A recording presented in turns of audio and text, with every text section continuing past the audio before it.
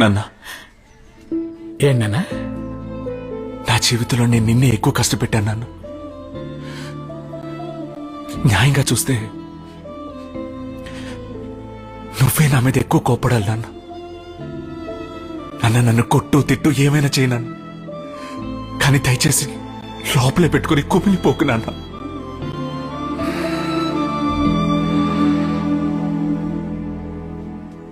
చిన్న వయసులో ఊళ్ళో పరుగు పందెంలో పాల్గొన్నప్పుడు నా పక్కన పరిగెట్టేవాడు వాడికి గెలవాలని నన్ను తోసేసి పరిగెట్టాడు నాన్న. ఆ రోజు ఇరిగిన కాలు ఇంకా నేను కుంటుకుంటా నడుస్తున్నాను. కానీ అదే తప్పు నా పిల్లోడు చేయలేదన్నప్పుడు నాకు చాలా సంతోషంగా ఉంది నాన్న.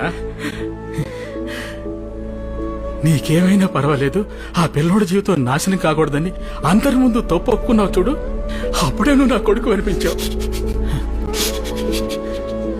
అన్నీ నేను బాధపడద్దు నాన్న, తిరిగి లేచి పరిగెట్టు.